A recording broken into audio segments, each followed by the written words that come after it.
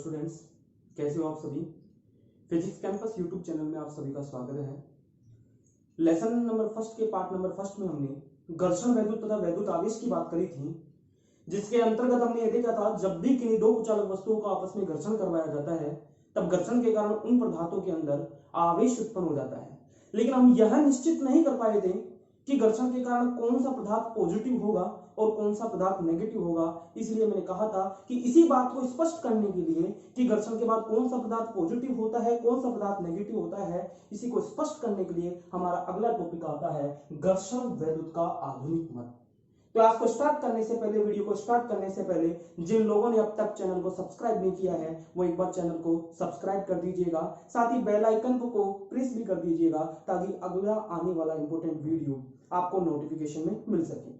अगर वीडियो अच्छा लगा तो लाइक जरूर कीजिएगा। चलो ज्यादा टाइम वेस्ट ना करते हुए हम हमारी क्लास को स्टार्ट करते हैं। तो बात कर रहे हैं हम घर्षण वैद्युत का आधुनिक मत। क्या होता है घर्षण वैद्युत का आधुनिक मत, आओ समझते हैं। मेरे हाथ में यह मार्कर है, ये प्लास्टिक का बना हुआ है और सीधी सी बात है, हम जानते हैं कि प्लास्टिक जो है वो प्लास्टिक कैसा होता है, कुचालक पदार्थ है। और हम घर्षण वैद्युत के आधुनिक मत में भी कौन से पदार्थों के एग्जांपल लेके चल रहे हैं, कुचालक पदार्थों के एग्जांपल लेकर चल रहे हैं। अब चाहे पदार्थ कुचालक हो, चाहे चालक हो, चाहे उदासीन हो, कैसा भी पदार्थ हो, हम जानते हैं कि प्रत्येक पदार्थ जो है वो प्रत्येक पदार्थ किससे मिलकर के बना होता है, परमाणुओं से। अर्थात अगर हमको पदार्थ के बारे में अध्ययन करना है तो हमको उस पदार्थ की सूक्ष्मतम इकाई परमाणु के बारे में भी अध्ययन करना होगा। पदार्थ को समझने के लिए किसका अध्ययन करना होगा, परमाणु का अध्ययन करना होगा। आओ समझते हैं परमाणु को। हमने कहा कि प्रत्येक पदार्थ परमाणु से मिलकर के बना होता है, तो ये लो भाई, हमने किसी पदार्थ का ये परमाणु ले लिया। हमने कहा प्रत्येक पदार्थ परमाणु से मिलकर बना होता है, इसीलिए हमने ये ले लिया परमाणु।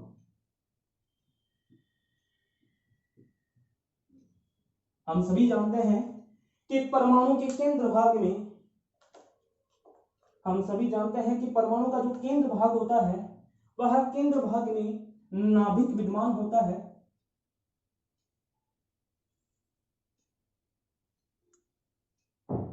ये है नाभिक,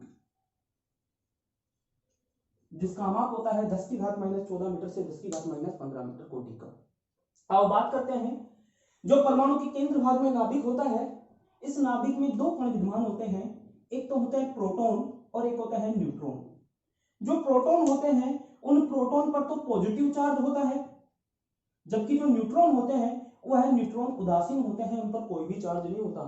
क्योंकि मैं कह रहा हूं प्रोटॉन पर पॉजिटिव चार्ज है, न्यूट्रॉन उदासीन है, उस पर कोई भी चार्ज नहीं है। इससे स्पष्ट हो रहा है कि जो भी हमारा नाभिक है परमाणु के अंदर, वो संपूर्ण नाभिक कैसा होगा, धनावेशित।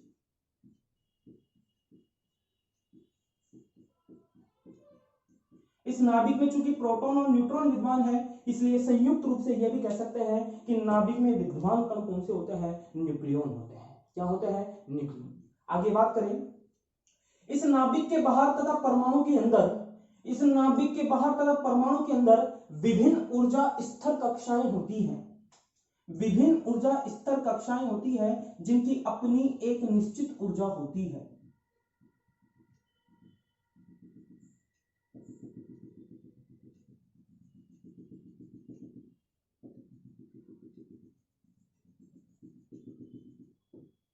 ये कुछ मैंने निश्चित कक्षाएं बनाई। मैंने कहा कि नाभिक के बाहर तथा परमाणु के अंदर कुछ निश्चित स्थायी कक्षाएं होती हैं जिनकी अपनी एक स्थायी ऊर्जा होती है, एक निश्चित ऊर्जा होती है, और इन कक्षाओं के अंदर इलेक्ट्रॉन विद्यमान होते हैं। इन सभी कक्षाओं में इलेक्ट्रॉन विद्यमान होते हैं। ये लो भाई, हमने इलेक्ट्रॉनों को विद्यमान कर दिया।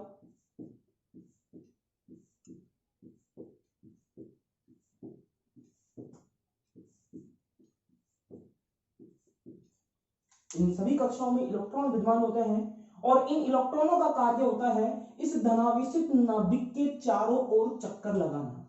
इन इलेक्ट्रॉनों का कार्य होता है इस धनावेशित नाभिक के चारों ओर क्या लगाना, चक्कर लगाना।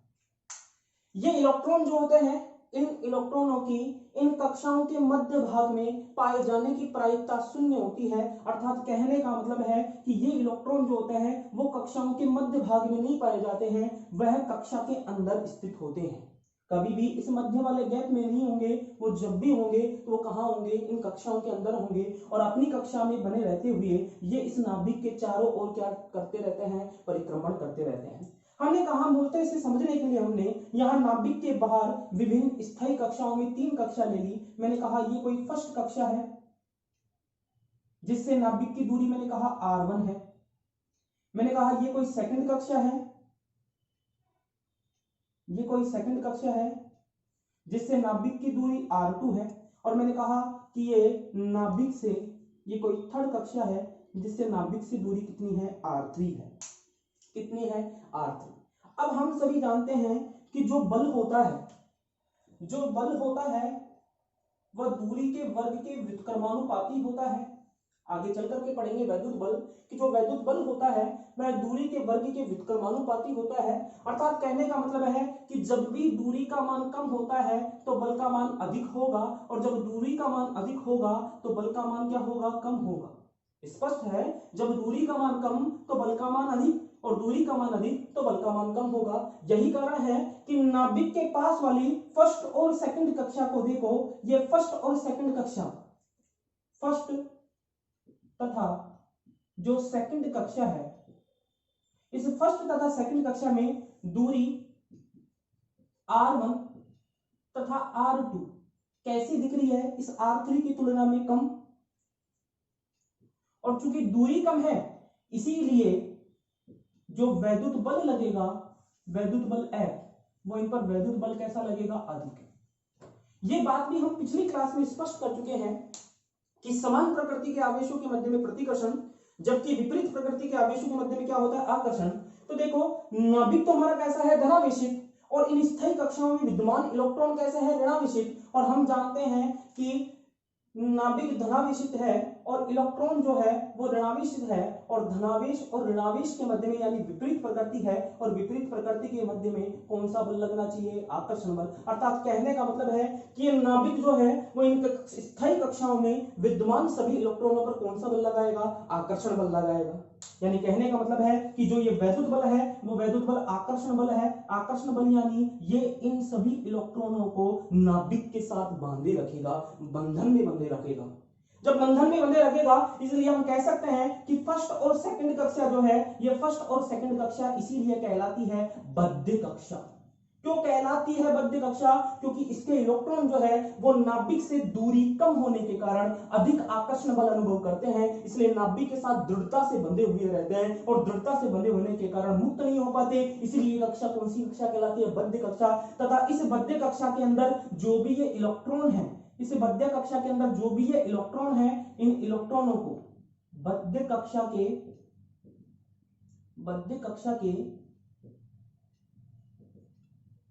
जो इलेक्ट्रॉन है, इन इलेक्ट्रॉनों को कहते हैं बद्ध इलेक्ट्रॉन। बद्ध इलेक्ट्रॉन क्यों कह रहे हैं, क्योंकि ये इलेक्ट्रॉन मुक्त नहीं हो पाते हैं, इसलिए कौन से इलेक्ट्रॉन कहलाते हैं, बद्ध इलेक्ट्रॉन। अब यहां पर आओ, लास्ट की जो अपूरित कक्षा है, जो अंतिम अपूरित कक्षा क्यों कहा है, ये पास की जो कक्षा है वो पूर्णतः इलेक्ट्रॉनों से भरी हुई होती है, लेकिन लास्ट की जो कक्षा है जो कि नाभिक से अधिक दूरी पर होती है तथा परमाणु की सतह के पास होती है। क्या कह रहा हूं, जो अंतिम कक्षा है जो नाभिक से अधिक दूरी पर होती है, या कहो परमाणु की सतह के नजदीक होती है, वह अपूरित होती है, वो पूर्णतः इलेक्ट्रॉनों से नहीं भरी होती है। और ये अपूरित जो कक्षा होती है, ये अपूरित कक्षा को ही कहते हैं संयोजी कक्षा। यह अपूरित कक्षा ही कौन सी कक्षा कहलाती है, संयोजी कक्षा। इस संयोजी कक्षा के अंतर्गत यदि हम बात करें तो देखो, जैसे हम R1 और R2 की बात कर रहे थे, वैसे अगर R1 और R2 से कंपेयर करके हम R3 की बात करें तो यहाँ देखने पे पता लग रहा है कि दूरी जो R3 है वो R3 कैसी है, अधिक है या कम है, दिख रहा है। R1 और R2 की तुलना में कैसा है, अधिक है। और अभी मैंने कहा था कि अगर दूरी अधिक होगी तो बल का मान कैसा होगा, कम होगा। यही कारण है कि यहाँ वैद्युत आकर्षण बल जो लगेगा, वैद्युत आकर्षण बल जो लगेगा F, वो आकर्षण बल कैसा लगेगा, कम लगेगा। वैद्युत आकर्षण बल कम लगेगा, इसीलिए यहाँ वैद्युत आकर्षण बल कैसा लग रहा है, कम लग रहा है। इस संयोजी कक्षा के जो ये इलेक्ट्रॉन्स होते हैं, इस संयोजी कक्षा के इलेक्ट्रॉन कहलाते हैं संयोजी इलेक्ट्रॉन। इसे संयोजी कक्षा के इलेक्ट्रॉन कहलाते हैं संयोजी इलेक्ट्रॉन। आ रही है बात समझ में? आगे देखो, ये नाभिक की कक्षा पूर्णतः बद्ध कक्षा है, इसीलिए ये कौन से इलेक्ट्रॉन कहला रहे हैं? बद्ध इलेक्ट्रॉन कहला रहे हैं। लास्ट की जो अंतिम एपोरित कक्षा है वो संयोजी कक्षा कहला रही है, तथा इस संयोजी कक्षा के इलेक्ट्रॉन कौन से इलेक्ट्रॉन कहला रहे हैं? हमारे संयोजी इलेक्ट्रॉन कहलाते हैं। साथ ही हम यहाँ देख पा रहे हैं कि बद्ध कक्षा के इन इलेक्ट्रॉनों पर लगने वाला आकर्षण बल कैसा लग रहा है? अधिक लग रहा है। आकर्षण बल क्यों लग रहा है यहाँ पर? क्योंकि नाभिक धनावेशित है और इलेक्ट्रॉन कैसे है? ऋणावेशित है, इसलिए यहाँ भी आकर्षण बल और यहाँ भी आकर्षण बल। लेकिन इस कक्षा के जो इलेक्ट्रॉन है इन पर लगने वाला आकर्षण बल कम लग रहा है, जबकि इन पर अधिक लग रहा है, जबकि इन पर आकर्षण बल कैसा लग रहा है? हमारा कम लग रहा है। यही कारण है कि नाभिक के पास वाली जो कक्षा है वो पूर्णतः इलेक्ट्रॉनों से भरी हुई होती है, जबकि अंतिम जो कक्षा है वो पूर्णतः इलेक्ट्रॉनों से भरी हुई नहीं रहती है। देखो भाई, घर्षण क्या होता है? दो पदार्थों को आपस में जब रगड़ा जाता है तो रगड़ने की प्रक्रिया ही क्या कहलाती है? घर्षण कहलाती है। और हम जानते हैं कि घर्षण में या रगड़ने की प्रक्रिया के अंदर कुछ कार्य किया जाता है और किया गया कार्य जो होता है वही ऊर्जा में परिवर्तित होता है। 11वीं क्लास में हमने पढ़ा भी था कार्य ऊर्जा प्रमेय। कार्य ऊर्जा प्रमेय यानी कार्य को ऊर्जा में तथा ऊर्जा को कार्य में परिवर्तित किया जा सकता है। तो यहाँ पर भी हम वही कंसेप्ट देख सकते हैं कि चूंकि हम जानते हैं घर्षण वैद्युत का आधुनिक मत पढ़ रहे हैं, हम इस आधुनिक मत में हमको यह स्पष्ट करना है कि कौन सा पदार्थ घर्षण के बाद पॉजिटिव होगा, कौन सा नेगेटिव होगा। तो हमने कहा जब दो पदार्थों को आपस में घर्षण करा रहे हैं, घर्षण में कुछ कार्य किया जा रहा है, किया गया कार्य ही हमको ऊर्जा के रूप में प्राप्त हो रहा है। और जब वह ऊर्जा, चूंकि कार्य किसके मध्य में करवाया जा रहा है? पदार्थों को रगड़ने में, तो वह ऊर्जा भी किसको मिलेगी? पदार्थों को। और उन पदार्थों के अंदर कौन विद्यमान है? ये परमाणु विद्यमान है। अर्थात सीधा सीधा मैं कह सकता हूं कि जब हम घर्षण करवाते हैं तो घर्षण की प्रक्रिया में जो भी कार्य किया जाता है वह कार्य ऊर्जा के रूप में परिवर्तित होता है, और वह ऊर्जा जो है वो उन पदार्थों को या उन परमाणुओं को प्राप्त होती है। तो इस प्रकार से हम यहां कह सकते हैं कि जो ऊर्जा ई है वह ऊर्जा ई किसको प्राप्त हो गई? इस परमाणु को। अब इस परमाणु को जैसे ही ऊर्जा प्राप्त होगी तो इस परमाणु के अंदर जितने भी इलेक्ट्रॉन हैं ये इलेक्ट्रॉन इस ऊर्जा को ग्रहण करेंगे। लेकिन ग्रहण करने की प्रक्रिया क्या होगी? देखो, एक एग्जांपल के तौर पे हम समझते हैं। एक गर्म रोटी हमने ली और एक क्लास के अंदर 10 पंक्तियां बनी हुई थी। हमने उस गर्म रोटी को फर्स्ट पंक्ति से स्टार्ट किया। फर्स्ट पंक्ति में भी फर्स्ट कैंडिडेट से स्टार्ट किया। मैंने सबसे पहले फर्स्ट कैंडिडेट को दिया, फिर फर्स्ट कैंडिडेट ने सेकंड कैंडिडेट को दिया, सेकंड ने थर्ड को दिया, और इसे देते देते वो लास्ट लाइन तक पहुंची। तो मुझे जल्दी से ये बताओ, उस गर्म रोटी की ताप या उष्मा का मापन जो है, या ताप या उष्मा को अधिक कौन अनुभव कर पाएगा? फर्स्ट कैंडिडेट अनुभव कर पाएगा या लास्ट कैंडिडेट अनुभव कर पाएगा? तो हम स्पष्ट कर सकते हैं कि भाई जिस कैंडिडेट के पहले हाथ में वो गर्म रोटी आई है तो वही उसका अधिक ताप या उष्मा को अनुभव करेगा। और उष्मा या ताप ही तो क्या कहलाती है? ऊर्जा कहलाती है। अर्थात कहने का मतलब है कि जब यह ऊर्जा इस परमाणु को प्राप्त होगी तो परमाणु की सतह के नजदीक कौन सी कक्षा है? संयोजी कक्षा। इसलिए परमाणु की सतह के ये नजदीक है, इसीलिए ग्रहण की गई ऊर्जा का मान यहां पर कैसा होगा? अधिक। जबकि इसके बाद आने वाली कक्षा कौन सी है? बद्ध कक्षा है, इसलिए बद्ध कक्षा के अंदर जो ऊर्जा का मान होगा वो संयोजी कक्षा के बाद आ रही है, इसलिए ऊर्जा का मान कैसा होगा? कम होगा। हम जानते हैं कि एक स्टूडेंट तो ऐसा है कि जिसकी ऊर्जा भी अधिक है और जिसकी दूरी भी अधिक है, या जिस पर लगने वाला आकर्षण बल भी कम है। और एक स्टूडेंट ऐसा है कि जो लास्ट में पीछे बैठा हुआ है, ठीक है, और जिस पर लगने वाला आकर्षण बल भी अधिक है और ऊर्जा कम है, तो वह कभी मुक्त हो सकता है क्या? नहीं।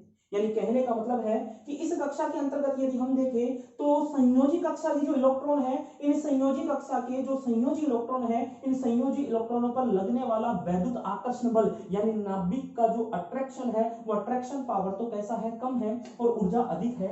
यही कारण है कि संयोजी कक्षा के संयोजी इलेक्ट्रॉन पर कार्यरत वैद्युत आकर्षण बल का मान कम तथा ऊर्जा का मान अधिक होने के कारण ये संयोजी कक्षा की ये इलेक्ट्रॉन इस ऊर्जा को ग्रहण करते हैं, और ग्रहण करके ये इलेक्ट्रॉन इस परमाणु से क्या हो जाते हैं? मुक्त। परमाणु से क्या हो जाते हैं? मुक्त। और जैसे ही ये इलेक्ट्रॉन परमाणु से मुक्त होंगे, परमाणु से ये इलेक्ट्रॉन हो जाते हैं मुक्त, और जैसे ये इलेक्ट्रॉन परमाणु से मुक्त होते हैं तब यही इलेक्ट्रॉन कहलाते हैं मुक्त इलेक्ट्रॉन। तब संयोजी कक्षा की जो ये संयोजी इलेक्ट्रॉन है, ये संयोजी इलेक्ट्रॉन ही कहलाते हैं मुक्त इलेक्ट्रॉन। और यह मुक्त इलेक्ट्रॉन ही यह निश्चित कर पाते हैं कि घर्षण के बाद कौन सा पदार्थ पॉजिटिव होगा और कौन सा पदार्थ नेगेटिव होगा। तो यहां तक की जो प्रोसेस थी, ये प्रोसेस तो हमने समझा है कि मुक्त इलेक्ट्रॉन होते क्या है, ये मुक्त इलेक्ट्रॉन मिलते कैसे हैं। तो किसी भी पदार्थ के अंदर जो मुक्त इलेक्ट्रॉन होते हैं वो कौन से इलेक्ट्रॉन होते हैं, संयोजी इलेक्ट्रॉन होते हैं। संयोजी इलेक्ट्रॉन ही क्यों होते हैं, क्योंकि संयोजी कक्षा जो होती है उस संयोजी कक्षा पर बल तो कम लगता है, ऊर्जा अधिक होती है, इसलिए आसानी से उस परमाणु से कौन सी कक्षा के इलेक्ट्रॉन ही मुक्त हो पाते हैं, संयोजी कक्षा के इलेक्ट्रॉन ही मुक्त होते हैं। और जैसे ही ये मुक्त होते हैं तो ये कौन से इलेक्ट्रॉन कहलाते हैं, मुक्त इलेक्ट्रॉन। अब मैंने कहा कि ये मुक्त इलेक्ट्रॉन ही जिम्मेदार होते हैं कि कौन सा पदार्थ पॉजिटिव होगा घर्षण के बाद, कौन सा नेगेटिव होगा। आओ देखते हैं कैसे।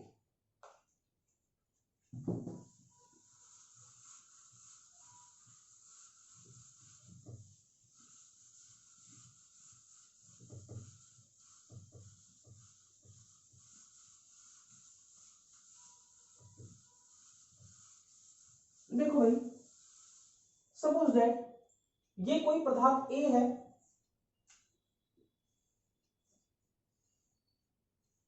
ये कोई वस्तु ए है और ये कोई वस्तु बी है।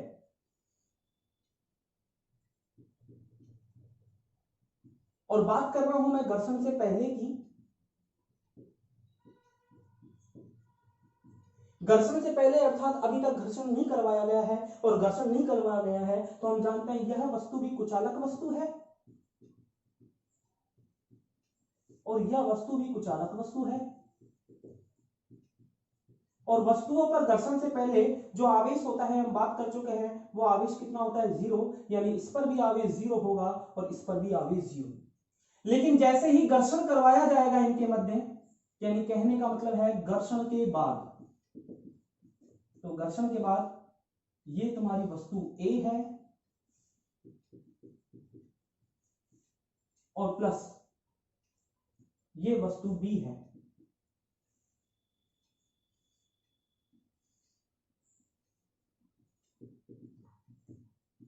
और अभी अभी हमने कहा कि घर्षण के बाद जो मुक्त इलेक्ट्रॉन हमको प्राप्त होते हैं, ये मुक्त इलेक्ट्रॉन ही ये निश्चित करते हैं कि घर्षण के बाद कौन सी वस्तु पॉजिटिव होगी और कौन सी वस्तु नेगेटिव। तो हमने कहा कि जो वस्तु इलेक्ट्रॉनों का त्याग करेगी, सपोज दैट वस्तु ए जो है वो इलेक्ट्रॉन का त्याग कर दी है, और जैसे ही इलेक्ट्रॉन यहाँ पर मुक्त होंगे तो हम जानते हैं कि जब भी यहां से इलेक्ट्रॉन मुक्त है तो ये दूसरी वस्तु इस इलेक्ट्रॉनों को क्या करेगी, ग्रहण करेगी। तो हम कह रहे हैं माना कि वस्तु ए से इलेक्ट्रॉनों को त्यागा तो ग्रहण किसने किए, बी ने। अब देखो जब वस्तु ए इलेक्ट्रॉन को त्याग रही है, हम जानते हैं कि इलेक्ट्रॉन कैसे होते हैं, ऋणावेशित। अर्थात कहने का मतलब है कि वस्तु ए ने जब इलेक्ट्रॉन को त्यागा तो उसने किसको त्यागा, ऋणावेश को त्यागा। जब ये ऋणावेश को त्याग रही है तो जितने इलेक्ट्रॉन ये त्यागेगी उतने ही ऋणावेश की इस वस्तु के अंदर क्या होगी, कमी। जितने ये इलेक्ट्रॉन त्यागेगी उतने ही इस वस्तु में ऋणावेश की कमी होगी, और ऋणावेश की कमी होगी अर्थात यह वस्तु ऋणावेश की कमी यानी क्या उत्पन्न होगा, धनावेश। जब कोई वस्तु इलेक्ट्रॉन का त्याग करती है तो उतना ही वो ऋणावेश का त्याग करती है, यानी ऋणावेश की उतनी ही वहां पर कमी होगी, और ऋणावेश की जब कमी होगी तो वह वस्तु कैसी हो जाती है, पॉजिटिव हो जाती है। अर्थात उस पर कौन सा चार्ज आ जाता है, प्लस क्यू। कौन सा चार्ज आ जाता है, प्लस क्यू।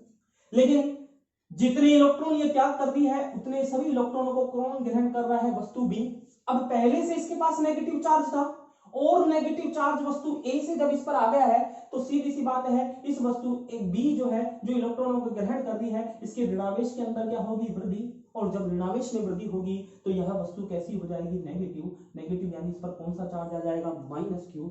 यानी इस घर्षण वैद्युत के आधुनिक मत में हमने यह स्पष्ट किया कि जो वस्तु इलेक्ट्रॉन त्यागेगी वह तो हमेशा धनावेशित होगी, और जो वस्तु उन इलेक्ट्रॉनों को ग्रहण करेगी वह वस्तु हमेशा कैसी होगी, नेगेटिव। यानी यह तो त्याग रही है और यह वस्तु क्या कर रही है, ग्रहण। तो पता लग रहा है जो वस्तु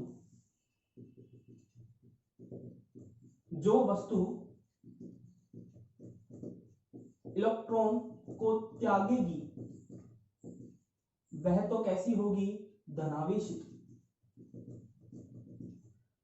नोट नंबर सेकंड, जो वस्तु इलेक्ट्रॉन्स को ग्रहण करेगी वह कैसी होगी, धनावेशित। कैसी होती है? धनावेशित। बात करें कि क्या इनके द्रव्यमान में भी कोई परिवर्तन होता है क्या? ऑफकोर्स इनके द्रव्यमान में भी परिवर्तन होता है, क्योंकि हम जानते हैं इलेक्ट्रॉन का जो द्रव्यमान होता है वो इलेक्ट्रॉन का द्रव्यमान होता है 9.1 इंटू 10⁻31 किलोग्राम। हम जानते हैं जो इलेक्ट्रॉन का द्रव्यमान होता है वो इलेक्ट्रॉन का द्रव्यमान होता है 9.1 इंटू 10⁻31 किलोग्राम, अर्थात इलेक्ट्रॉन का एक निश्चित या नियत द्रव्यमान है। और जब ये इलेक्ट्रॉनों को त्यागेगी और ये इलेक्ट्रॉनों को ग्रहण करेगी तो द्रव्यमान के मान में भी परिवर्तन होगा, लेकिन वह परिवर्तन इतना अति अल्प होता है कि उसे नगण्य मान लिया जाता है। अति अल्प क्यों बोला? क्योंकि देखो 9.1 इंटू 10⁻31 का मतलब क्या है कि ये 9.1 एडिटिव है, 10⁻31 यानी जब नीचे लेके जाऊंगा तो ये पावर किसकी हो जाएगी? प्लस की हो जाएगी। यानी कहने का मतलब है कि एक और आगे जीरो कितनी लग रही है? आगे जीरो कितनी लग रही है? 31। तो इतनी बड़ी राशि से जब इस 9.1 को डिवाइड किया जाएगा, 9.1 में विभाजन किया जाएगा, तो ऐसी स्थिति के अंदर मिलने वाला मान जो होगा वो एक की तुलना में बहुत ही कम होगा, और जब बहुत ही कम होगा तो उसे अत्यल्प मान लिया जाता है। इसलिए मैं कह रहा हूं कि यहाँ द्रव्यमान में परिवर्तन जरूर होगा, लेकिन वो परिवर्तन इतना अत्यल्प होता है कि उसे क्या मान लिया जाता है? नगण्य मान लिया जाता है। लेकिन फिर भी अगर हम देखना चाहें कि कौन से वस्तु के द्रव्यमान में वृद्धि होगी और कौन से वस्तु के द्रव्यमान में कमी होगी, तो आप देखते हैं जो वस्तु इलेक्ट्रॉन का त्याग करेगी, त्याग रही है, अर्थात कहने का मतलब है कि अपने से यहां से कुछ मान को निकाल रही है। कितने मान को निकाल रही है? सपोज दैट अगर उसने एक इलेक्ट्रॉन को भी त्यागा तो उसके द्रव्यमान में कितनी कमी होगी? 9.1 इंटू 10⁻31 किलोग्राम। दो इलेक्ट्रॉनों को त्यागेगी तो कितनी कमी होगी? 2 इंटू 9.1 इंटू 10⁻31 किलोग्राम। यानी कहने का मतलब है जो वस्तु इलेक्ट्रॉन को त्यागती है उसके द्रव्यमान में तो क्या होती है? कमी। उसके द्रव्यमान में कमी होती है, जबकि जो वस्तु इन इलेक्ट्रॉनों को ग्रहण करेगी उसके द्रव्यमान में सदैव क्या होती है? वृद्धि होती है। तो ये बात भी हमको याद रखनी है कि जो वस्तु इलेक्ट्रॉनों को त्यागेगी उस वस्तु के द्रव्यमान में सदैव कमी होगी, जो वस्तु इलेक्ट्रॉनों को ग्रहण करेगी उसके द्रव्यमान में सदैव क्या होती है? वृद्धि होती है। लेकिन होने वाली यह कमी या होने वाली यह वृद्धि इतनी अति अल्प होती है कि उसको मान को क्या माना जा सकता है? नगण्य माना जा सकता है। तो इस घर्षण वैद्युत के आधुनिक मत में यह स्पष्ट हो चुका है कि घर्षण के बाद कौन सी वस्तु पॉजिटिव होगी और कौन सी वस्तु क्या होगी? नेगेटिव होगी। आओ कुछ एग्जांपल के द्वारा हम इस बात को स्पष्ट भी कर लेते हैं। जैसे मैंने कोई बोला एग्जांपल नंबर फर्स्ट, मैंने कहा कि ये एम्बर की छड़ है, ये एम्बर की छड़ है और ये है हमारा ऊनी कपड़ा, और मैंने इस एम्बर की छड़ को ऊनी कपड़े से रगड़ा, इस एम्बर की छड़ को ऊनी कपड़े से रगड़ा, और अब मैंने कहा कि रगड़ने के बाद यदि ये एम्बर की छड़ तो धनावेशित हो जाए और ये ऊनी कपड़ा ऋणावेशित हो जाए, तो बताइए कौन सी वस्तु से इलेक्ट्रॉन निकल रहे हैं और कौन सी वस्तु उन इलेक्ट्रॉनों को ग्रहण कर रही है। तो अभी अभी मैंने कहा है कि जो वस्तु इलेक्ट्रॉनों को त्यागेगी वो धनावेशित होगी और जो वस्तु उन इलेक्ट्रॉनों को ग्रहण कर रही है वो ऋणावेशित हो रही है। तो मैंने कहा कि छड़ धनावेशित हो रही है घर्षण के बाद और कपड़ा कैसा हो रहा है? ऋणावेशित। इसका मतलब तो ये हुआ कि छड़ इलेक्ट्रॉनों को त्याग रही है और कपड़ा इन इलेक्ट्रॉनों को क्या कर रहा है? ग्रहण कर रहा है। अर्थात किसी भी एग्जांपल में अगर हमको ये दे दिया जाए कि कौन सी वस्तु इलेक्ट्रॉन त्याग रही है और कौन सी वस्तु इन इलेक्ट्रॉनों को ग्रहण कर रही है, तो हम उस एग्जांपल को देखते ये निश्चित कर सकते हैं, नहीं कर सकते कि वह वस्तु पॉजिटिव होगी या वह वस्तु नेगेटिव। ठीक इसी प्रकार उल्टा भी कह सकते हैं कि अगर हमको ये बता दिया जाए कि घर्षण के बाद कौन सी वस्तु पॉजिटिव हो रही है और घर्षण के बाद कौन सी वस्तु नेगेटिव हो रही है, तो हम ये भी कह सकते हैं कि पॉजिटिव वस्तु इलेक्ट्रॉन त्यागती है इसलिए पॉजिटिव हो रही है और नेगेटिव वस्तु इलेक्ट्रॉन ग्रहण कर रही है इसीलिए क्या हो रही है? नेगेटिव हो रही है। जैसे एग्जांपल नंबर सेकंड को मैं कुछ इस तरह से बोलूं कि जब किसी कांच की छड़ को रेशम के कपड़े से रगड़ा जाता है, सपोज दैट ये कांच की छड़ है और ये रेशम का कपड़ा है, और इस कांच की छड़ को जब रेशम के कपड़े से रगड़ा जाता है तब इस प्रक्रिया में अगर कांच की छड़ इलेक्ट्रॉनों को त्याग रही है तथा रेशम का कपड़ा इन इलेक्ट्रॉनों को ग्रहण कर रहा है, तब बताइए कौन सी वस्तु धनावेशित होगी और कौन सी वस्तु ऋणावेशित। तो लैंग्वेज के आधार पर हम निश्चित कर सकती है ये छड़ इलेक्ट्रॉनों को त्याग रहा है, इसका मतलब है कि कांच की छड़ कैसी होगी? धनावेशित होगी, जबकि ये रेशम का कपड़ा कैसा होगा? ऋणावेशित होगा। इसी तरह कुछ और एग्जांपल देख सकते हैं। जैसे मैंने बोला एबोनाइट की छड़ को जब रेशम के कपड़े से रगड़ा जाता है, माना कि ये कोई एबोनाइट की छड़ है, ये कोई रेशम का कपड़ा है, जब एबोनाइट की छड़ को रेशम के कपड़े से रगड़ा जाता है तब छड़ ऋणावेशित तथा कपड़ा धनावेशित हो जाता है, तब बताइए कौन सी वस्तु इलेक्ट्रॉन त्यागेगी और कौन सी ग्रहण करेगी। तो क्लियर हो चुका है कि ऋणावेशित छड़ तो कैसी हो रही है? ऋणावेशित। ऋणावेशित हो रही है, तो अभी हमने बताया था कोई भी वस्तु ऋणावेशित कब होती है, जब इलेक्ट्रॉनों को ग्रहण करेगी। तो पता लग गया कि क्षण इलेक्ट्रॉनों को क्या कर रही है, ग्रहण कर रही है इस प्रक्रिया में। और कोई भी वस्तु धनावेशित कब होती है, जब इलेक्ट्रॉनों को त्यागेगी। इसका मतलब है कि रेशम के कपड़े ने तो इलेक्ट्रॉन इस बार त्यागा है, जबकि इस एबोनाइट की छड़ ने इस इलेक्ट्रॉनों को एबोनाइट की छड़ ने इन इलेक्ट्रॉनों को ग्रहण किया है। इसी प्रकार और एग्जांपल देख लेते हैं। एग्जांपल नंबर 4 हमने बना दिया कि जब सूखे बालों में प्लास्टिक का कंगा यूज लिया जाता है, जब सूखे बालों में प्लास्टिक का कंगा यूज लिया जाता है, तब कंगा ऋणावेशित तथा बाल धनावेशित हो जाते हैं। तब बताइए इस प्रक्रिया के अंदर किस पदार्थ ने इलेक्ट्रॉन ग्रहण किए और किसने त्यागे। तो ये देखो पहले कि ऋणावेशित कौन हो रहा है, धनावेशित कौन हो रहा है। तो कंगा तो कैसा हुआ, ऋणावेशित, और बाल कैसे हुए, धनावेशित। तो हमने कहा कोई भी वस्तु ऋणावेशित कब होगी, जब वो इलेक्ट्रॉनों को ग्रहण करेगी, और कोई भी वस्तु धनावेशित कब होगी, जब वो इलेक्ट्रॉनों को त्यागेगी। इसका मतलब तो ये हुआ कि कंगा ऋणावेशित है, तो ऋणावेश का मतलब है कि वो इलेक्ट्रॉनों को क्या कर रहा है, ग्रहण कर रहा है। तो त्याग कौन रहा है, बाल इलेक्ट्रॉनों को त्याग रहे हैं, इसीलिए वो कैसी हो रही है, धनावेशित। और यदि हम सीधा सीधा देखना चाहें तो घर्षण वैद्युत और कुछ नहीं है भाई। गांव के अंदर तो इस प्रैक्टिकल को किया भी जाता है कि एक प्लास्टिक की चेयर पर एक व्यक्ति को बैठा दिया जाता है और एक सूती कपड़ा लेकर के बार बार उस चेयर पर बार बार मारा जाता है, जैसे बार बार उस पर फटकारा जाता है उस चेयर को। तो ऐसी स्थिति के अंदर कहते हैं देखो जादू, तुमको करंट सा फील होगा, और एक साथ करंट सा आता है और वो आदमी उठ करके खड़ा हो जाता है। तो वो किसका एग्जाम्पल है, घर्षण वैद्युत का ही एग्जाम्पल है। तो घर्षण वैद्युत के आज इस आधुनिक मत में हमने यह बात स्पष्ट करी कि घर्षण के बाद कौन सा पदार्थ पॉजिटिव होगा और कौन सा पदार्थ नेगेटिव होगा। पॉजिटिव पॉजिटिव क्यों होता है, नेगेटिव नेगेटिव क्यों होता है, पॉजिटिव के द्रव्यमान में कमी क्यों होती है और नेगेटिव के द्रव्यमान में वृद्धि क्यों होती है। ये सारी बातें आज हमने स्पष्ट करने की कोशिश की है। आगे की बात जो है आवेशन की विधियां, उन आवेशन की विधियों की बात करेंगे हम नेक्स्ट वीडियो में। आज के लिए इतना ही।